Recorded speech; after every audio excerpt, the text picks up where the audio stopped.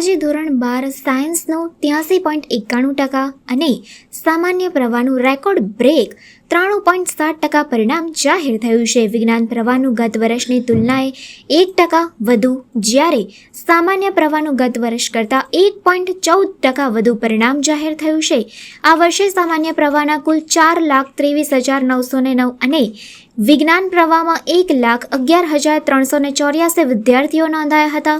સાયન્સમાં 92.91% પરિણામ સાથે મોરબી જિલ્લો સતત બીજા વર્ષે મોખરી રહ્યો છે. સામાન્ય પ્રવાહમાં અંગ્રેજી માધ્યમમાં 93.97% પરિણામ, જ્યારે ગુજરાતી માધ્યમનો 93.7% પરિણામ જાહેર કરવામાં આવ્યું છે. સામાન્ય પ્રવાહમાં વડોદરાનું સૌથી ઓછું 83.87% પરિણામ આવ્યું છે. અંબે વિદ્યાલયમાં પણ વિદ્યાર્થીઓનું સારું પરિણામ આવતા વિદ્યાર્થીઓ દ્વારા ખુશી વ્યક્ત કરવામાં આવી હતી તથા પરિણામને લઈને વિદ્યાર્થીઓ તથા વાલીઓ દ્વારા પ્રતિક્રિયા આપવામાં આવી હતી. શિક્ષણવિદ અને આચાર્ય પરેશભાઈ શાહ દ્વારા જણાવવામાં આવ્યું હતું કે સામાન્ય પ્રવાહનું પરિણામ ઓછું રહ્યું છે, જેના અનેક કારણો હોય છે. જે વિદ્યાર્થીઓ 1-2 વિષયમાં નાપાસ થયા છે તેઓએ ગભરાવાની જરૂર નથી. હવે પરીક્ષા આવશે અને પોતાની સ્કૂલના આચાર્યનો સંપર્ક કરી બધા જ વિષયની પણ પરીક્ષા આપી શકાય છે. જુલાઈ માસમાં પરીક્ષા આપવાની ફરી તક મળશે, જેથી કોઈએ કંઈ ખોટું પગલું ભરવું નહીં. તમારા માતા પિતાને ક્યાંય દુઃખ ન થાય. પરિણામને લઈને વડોદરાની વિદ્યાર્થીની કરીના કેશવાની દ્વારા જણાવવામાં આવ્યું હતું કે હું 12 કોમર્સની વિદ્યાર્થીની છું. મારે 98% આવ્યા છે.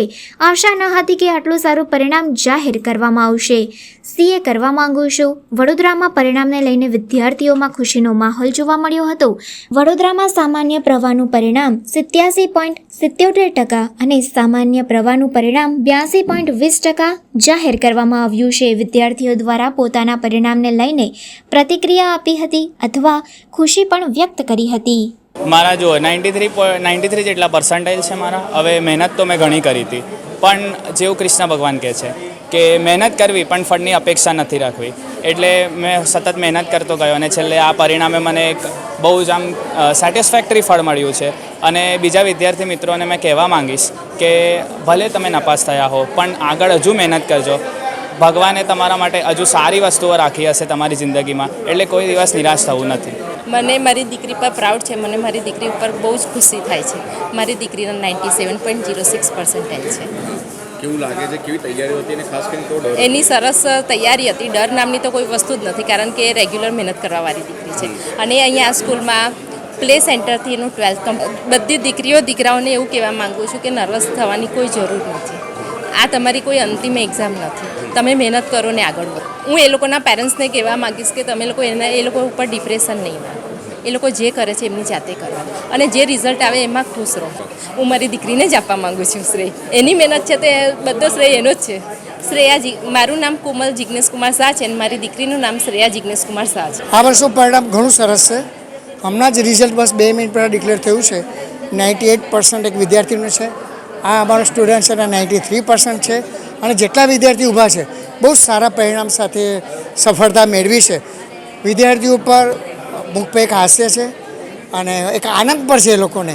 બસ તો આનંદની અંદર અમે સહભાગીદાર છીએ અને એક સારા પરિણામ માટે વિદ્યાર્થીઓને ખૂબ ખૂબ અભિનંદન પાઠવું છું. પણ હા, જે વિદ્યાર્થીઓ સફળ નથી થયા એમને હતાશ થવાની જરૂર નથી. કોઈ એવું પગલું નથી ભરવાનું. હજી તમારી પાસે જુલાઈ મહિનાની અંદર પરીક્ષાની એક તક છે. ખૂબ ખૂબ આભાર. મારા 75% આવ્યા છે. હું ખુશ છું. આમ સારી મહેનત કરી હતી પણ થોડુંક કચાશ પડી ગઈ મારાથી. બાકી હજુ વધારે આવી જતા મારા. કંઈ નહીં, હું ખુશ છું. ક્લાસનો અને સ્કૂલનો બહુ સપોર્ટ હતો. પેરેન્ટ્સે બી બહુ સપોર્ટ કર્યો. બસ ખુશ છું.